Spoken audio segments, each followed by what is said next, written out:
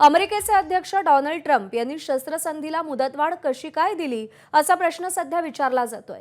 मुदतवाढीपूर्वी इराणला बुधवारची मुदत देण्यात आली होती। करार करा नाहीतर बॉम्ब वर्षाव करू अशा कडक शब्दांमध्ये ट्रम्प यांनी धमक्या दिल्या। पण प्रत्यक्षात ते गेल्या 2 दिवसात किती हतबल होते याचे आश्चर्यकारक तपशील आता समोर येत आहेत। CNN या वाहिनीने मंगळवार आणि बुधवारी काय काय घडलं त्याचे तपशील दिलेत। बघूयात ग्राफिक्सच्या माध्यमातून ट्रम्प कसे हताश झाले होते।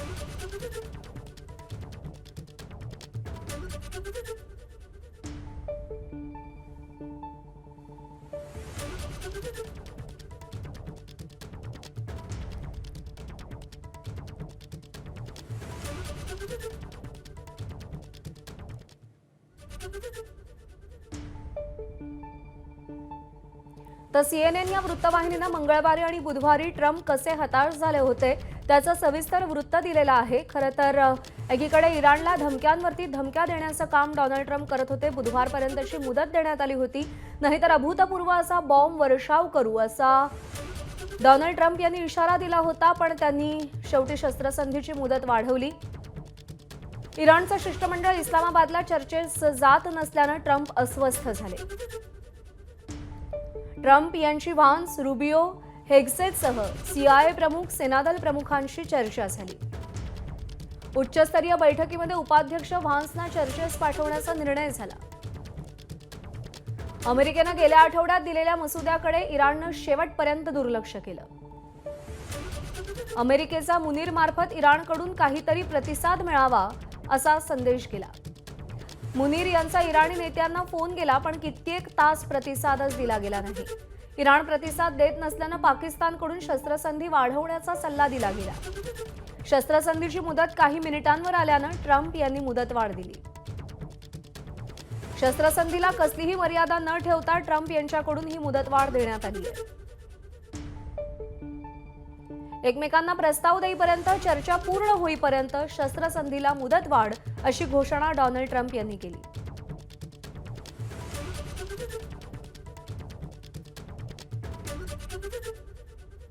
तर डोनाल्ड ट्रम्प यांनी आपल्या पोस्टमध्ये नेमकं काय म्हटलंय तेही आपण पाहूया। इराण सरकारमध्ये कमालीचे मतभेद असल्याचं दिसून येत आहे।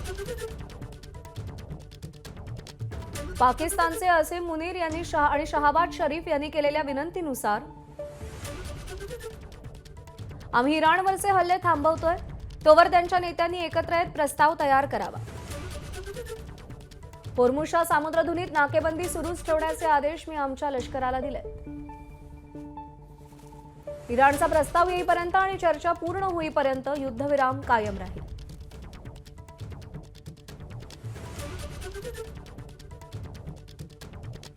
आणि या सगळ्या संदर्भात आपण अधिक बातचीत करूयात।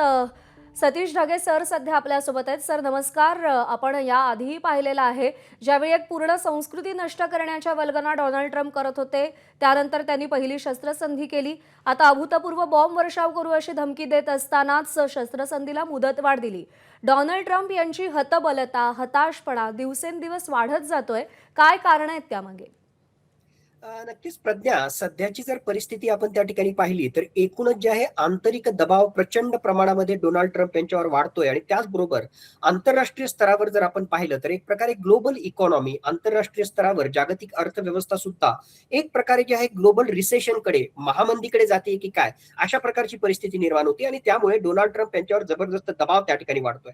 आपल्याला जसं माहिती आहे की मिड टर्म इलेक्शनला आता रिपब्लिकन पार्टीला म्हणजे डोनाल्ड ट्रम्पला सामोरं जायचंय। आणि एकूणच त्यांचं अप्रुव्हल रेटिंग हे युनायटेड स्टेट्स ऑफ अमेरिकामध्ये जे आहे दिवसेंदिवस खाली चाललेलं आहे। साधारणतः 64% जनता ही अप्रुव्हल रेटिंग मध्ये जे आहे डोनाल्ड ट्रम्प यांच्या विरोधात उभी असलेली आपल्याला त्या ठिकाणी दिसते।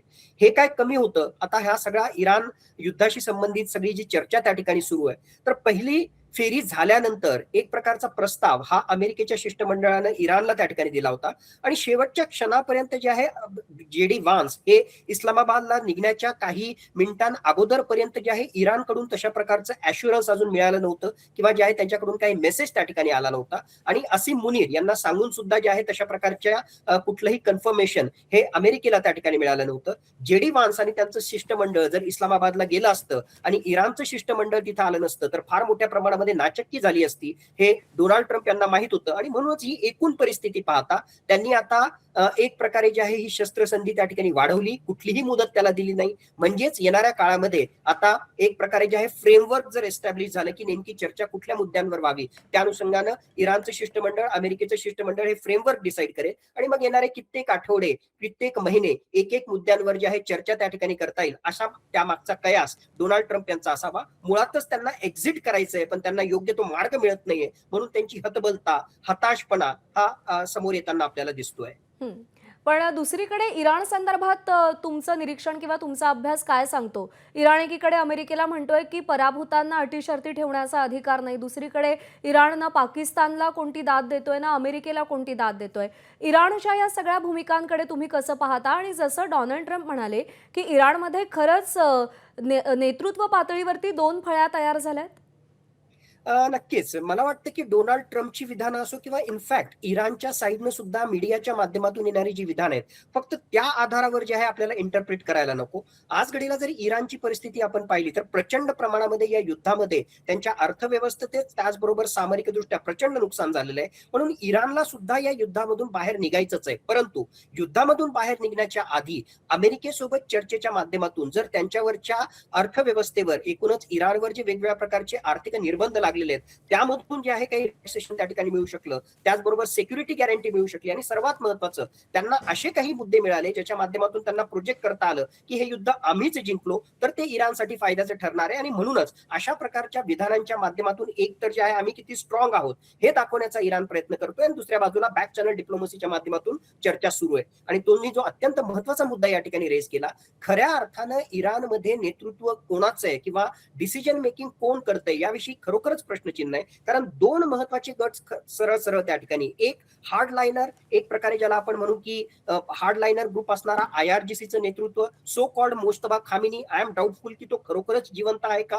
किंवा जिवंत जरी असला तरी खरोखरच तो निर्णय देण्याच्या प्रक्रियेत त्या ठिकाणी आहे का. मग इथे IRGCचं जे नेतृत्व आहे ते अत्यंत महत्वाची भूमिका त्या ठिकाणी अदा करतंय. तर दुसऱ्या बाजूला जे आहेत थोडेसे मवाळ असणारे त्यांचे फॉरेन मिनिस्टर असेल किंवा मोहम्मद गालिबाफ असतील आणि आणखीनही जे डिप्लोमॅट्स असतील त्यांचा एक ग्रुप त्या ठिकाणी त्याच्यात आहे. तर मुळातच हा मोस्तफा खामिनी लपून बसल्यामुळे IRGCचं नेतृत्व हे एक प्रकारे कॉन्फिडेन्शियली काम करत असल्यामुळे या प्रकारच्या निर्णय प्रक्रियेमध्ये जे आहेत फास्ट डिसिजन मेकिंग त्या ठिकाणी होत नसावं आणि अशा प्रकारची त्यांच्या नेतृत्वामध्येच असणारा मतभेद म्हणा, IRGCचं डॉमिनन्स म्हणा, यामुळे कुठेतरी जे आहे इराणला फर्म भूमिका घेणं, फास्ट निर्णय प्रक्रियेमध्ये जे आहे सहभागी होणं हे त्या ठिकाणी होत नसावं आणि एकूणच त्यांना आपल्या जनतेला जे आहे आम्हीच जिंकलो हे प्रोजेक्ट करायचंय, म्हणून हा त्यांच्या साईडने डिले त्या ठिकाणी होत असावा. सर, आपले आभार. आपण सविस्तर मार्गदर्शन केलं आणि आमच्याशी बातचीत केली या सगळ्या विषयावर, त्यासाठी धन्यवाद. ABP माझा, उघडा डोळे बघा नीट.